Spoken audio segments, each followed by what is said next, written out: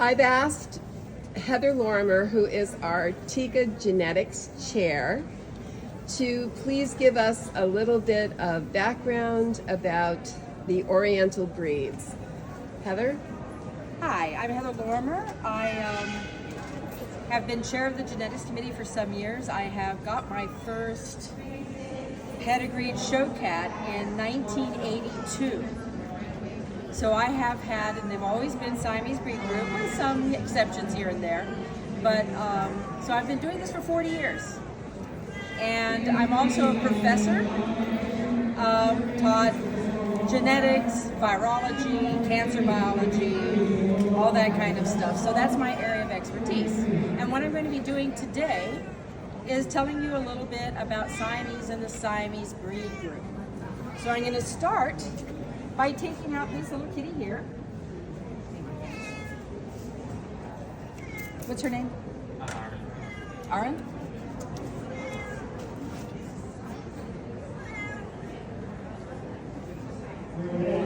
And what is this cat? You look at this cat, what do you think? Anybody here just regular spectators? What kind of cat is this? I would like to say a Siamese. This is my first cat show. Oh, excellent. And you would like to say a Siamese, and so would most people. Now, in competition, she is not a Siamese. She's a seal point, and she is like the original Siamese.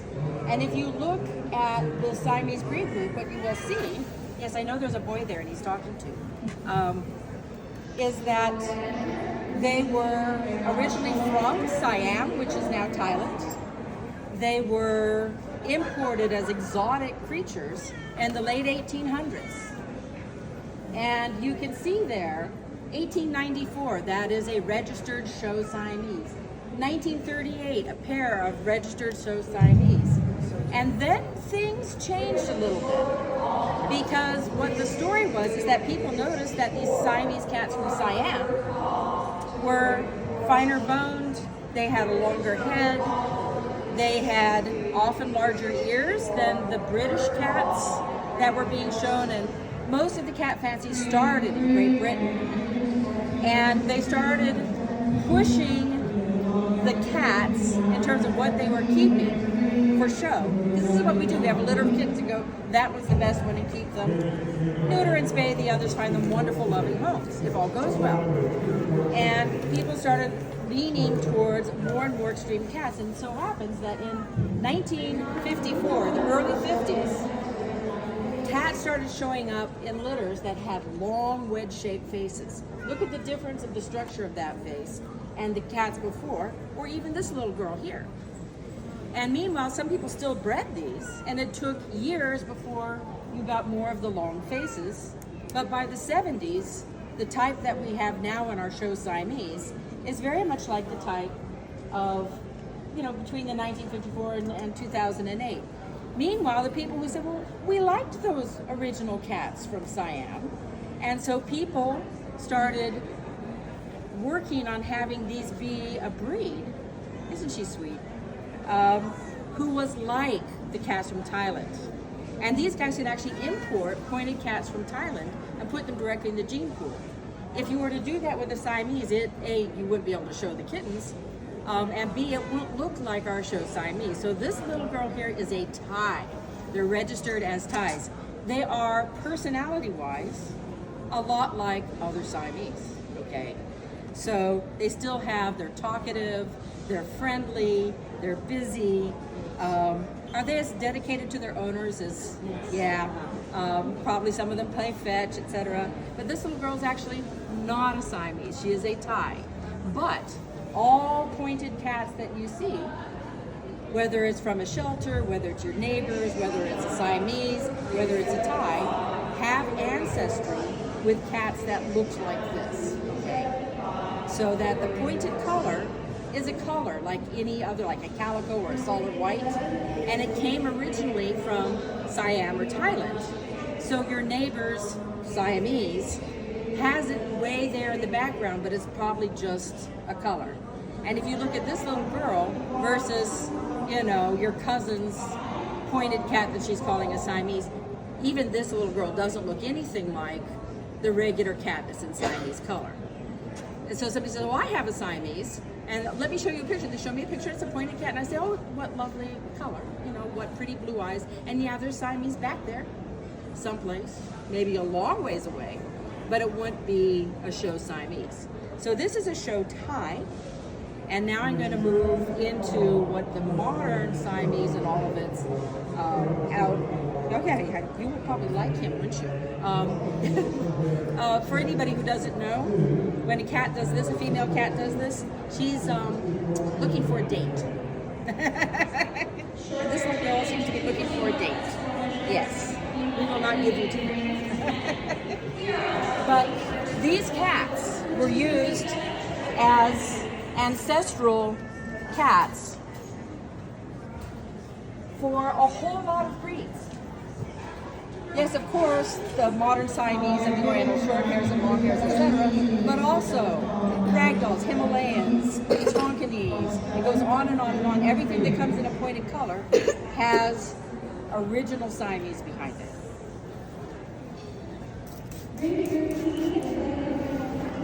So, if you're interested in an old style Siamese, you want to talk to a Thai breeder. Now, moving forward, very soon, the Siamese became much more extreme relative to the original cats. So this is a modern blue point Siamese. We call it blue point because the gray color we call blue. Yes, we know it's not blue, but we call it blue. Just like the orange color we call red. Similarly to you wouldn't call your friend who's a redhead, you wouldn't call her an orange head. So same thing with cats. So this is a blue point, and she is a very lovely modern show Siamese. And I would like to show you her straight profile. Look at how straight that is. And her big flaring ears. If you look at the front of her face, you see triangles. And she's also purring away, and she doesn't know me. Neither of these two cats know me. Really? And they're just perfectly happy. And part of that is from coming from show cat lineage, because they have to be able to tolerate this.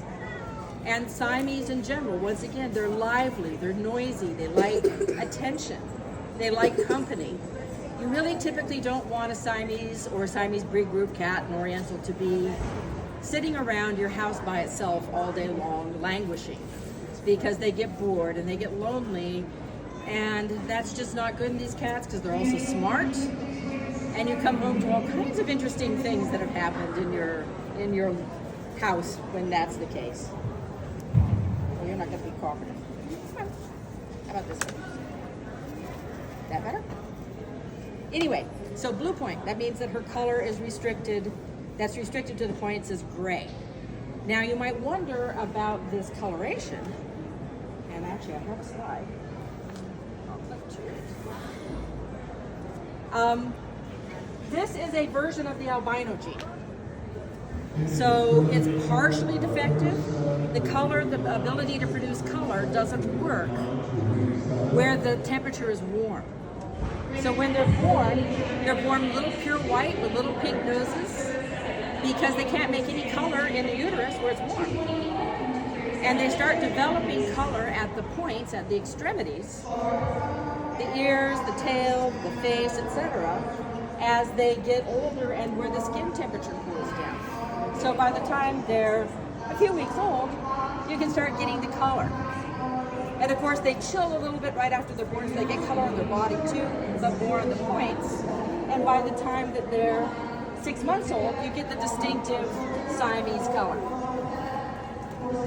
And this is true for all pointed cats. So you might have a neighbor again whose cat they didn't get spayed like they should have, and it has a bunch of kittens and one of them's white. And it could be that it will become a white cat, but it also could be they start developing color at its points as it gets older because it has the Siamese coat color. So that's how the color works. Now, there were people who were breeding these Siamese back around World War II. They were having trouble with keeping. You have to breed your female cats every now and then, or they can become sterile. And since we didn't want that to happen, there's people that just let My neighbor over there has Russian blues. I'm going to use his Russian blue with my girls just so that we preserve her fertility. And Russian blues are a little bit like the Siamese. It's not like a British short hair. And then they get a whole litter of kittens that are all solid black, and they're pretty. They go, And so people started working on putting the color of regular cats on the chassis of the Siamese. So then you breed them back to Siamese to get your long, slender bodies, to get the long legs and the wedge-faced head and the personality. But you're no longer having this defective color-producing gene, so you end up colored all over. And the first ones were short hairs, and so we called those Oriental short hairs. Do you need her? Yes. Go to work. Yes, ma'am. And so these are our 4 members of the Siamese breed group. I did not bring an Oriental short hair up because we only have 3 cages. But also, they would sometimes show up with a pointed cat with long hair. And those are Balinese. So if they've got the slightly longer hair. Since the short hairs have such short hair, the Balinese and the Oriental long hairs have not very long hair. We call them, semi-long hair.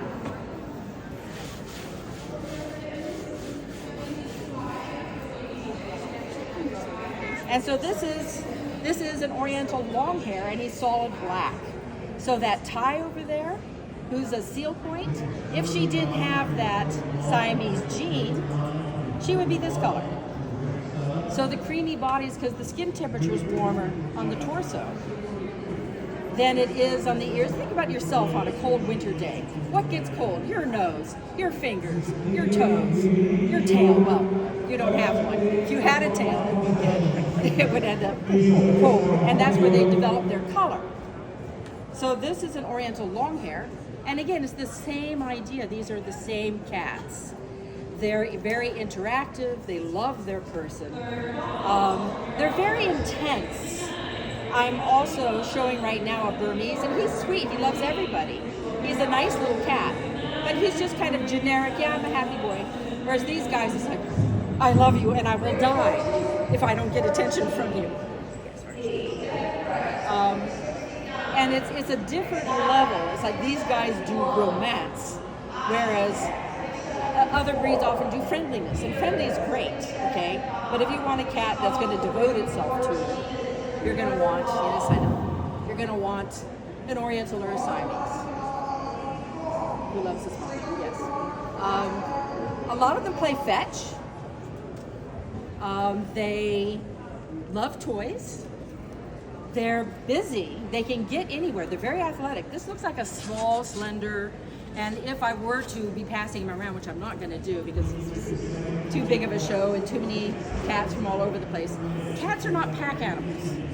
So they're susceptible to touch-transmitted disease in a way that we and dogs are not. So we need to be careful.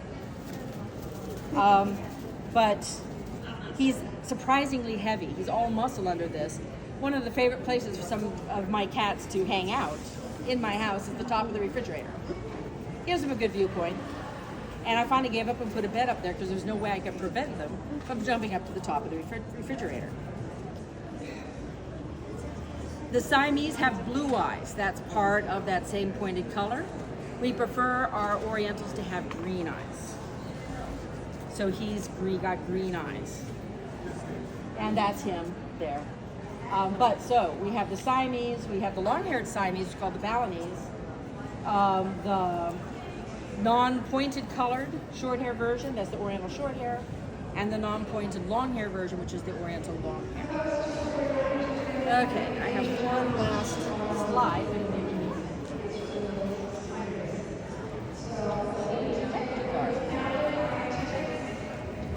So is this a cat for you? It depends on what your lifestyle's like. Do you want a really interactive cat? Do you have people and other cats around your house? Because these guys like company. Do you collect dried flower arrangements? No, this is not the cat for you. They will take everything apart. Do you think you can store fragile things on high shelves and they'll be safe? No, this is not the cat for you. Do you want a quiet, peaceful, calm life? No, this is not the cat for you. Do you want an entertaining companion who loves you to pieces, who may or may not interact with strangers? You never know. These guys are all individuals, and they're very intense with whatever their personality type is. But some of them love everybody and love a party. I had one that would play fetch, and if I had people over, he would, I'd throw a toy, he'd pick it up for me, then bring it back to the person next to me. They'd throw it, then he'd pick that up and take it to the person next to them, and he'd just go all the way around the room clockwise. That was just him. Some of them love everybody, love a party, and others of them, you get a stranger over and there's no cat. I had one once who was solid white, and she was big, and she was friendly, and she was white. And my house, most of my interior paint and floors are dark, so she stood out. And I had somebody come over, and I had no white cat. There was no white cat. There was no white cat in my house. Like, did she get out? I couldn't figure it out. The people went away, and she was right there in the middle of my living room. So anyway, they can be shy. They can be super friendly with everybody, but regardless, they will pick their person or people, and they will love them beyond all reason, because that's the way they are. Yes, I know, honey. Health. I have cats out there of my breeding in their late teens right now. I have others that made 7, okay? And others that are 10 or 11 or 12. We do have some genetic health issues. We have a small gene pool, as do all pedigreed cats have a small gene pool. So there's some genetic issues that we have more of than your average cat, and others that we have none of compared to your average cat. So these guys tend to get kidney failure. They tend to have teeth problems sometimes, and we're fighting this genetic, complicated thing called amyloidosis. And if they get amyloidosis in the worst form, it can kill them by the age of 3 or 4. In the more common form, it's kidney failure 7, 8, 9. And we're trying to breed away from it. It's hard because it's late onset, and we have no genetic test. So we're trying to follow all the lines, keep track of all the places we've sent our cats off to. If somebody has a cat from you that's not doing well and you're at the vet, you ask for it, please, give me information. And if it turns out down the road that cat has amyloidosis, you're going to pay really close attention to that particular line and be very careful who that's bred to. And there's some of us who are working very hard to try to reduce the incidence. And we will. It's just a matter that right now it is possible. If you're interested in a Siamese or an Oriental, and you're talking to a breeder, ask them about what their story is right now with amyloidosis. There are plenty of dog breeds that only live to be 7, but we know that cats can live to be 15, 16. So it depends on you. I knew somebody who was an older woman. She didn't want a cat that was going to live forever, and so she was thinking about getting an older cat. And I had a youngster in my house, and I said, unfortunately, the line has produced some amyloidosis. I explained what it was to her. She's like, oh, I'll take him. She says, because that's probably what I want to be looking at. 7 years down from now, I don't know if I'll be up to taking care of a cat. Okay, great. But if you talk to a breeder and they say, oh, I've never even heard of that. I've never had it in my breed. It's very rare. I don't know who you've been talking to, but it doesn't happen.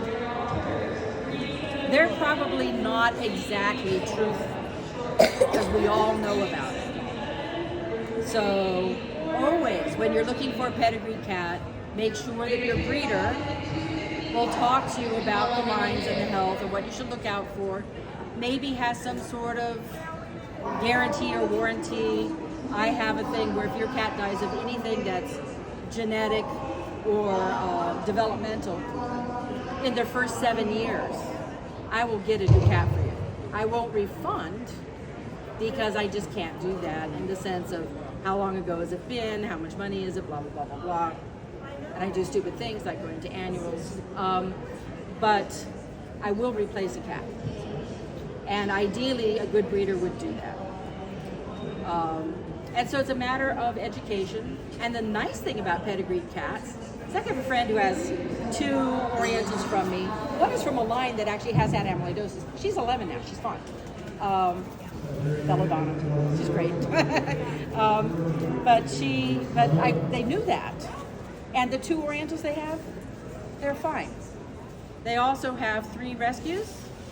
Rescue 1 has a urate kidney stone problem. He's had to have surgery twice. Rescue 2 has IBD, has to be on prednisone every day. Rescue 3 has epilepsy and has to take anti-seizure drugs. Because with a household pet, you don't know what you're getting. On the other hand, those cats are all lives saved. So it was still a good thing, you know. You want to make sure you do well with, buy cats, and you will not find a breeder that is opposed to people adopting cats from a shelter, because we want all cats to do well. The advantage to a pedigree cat is, more or less, within 90% probably, whether its personality and qualities will meet your lifestyle. Okay, thank you. Are there any questions?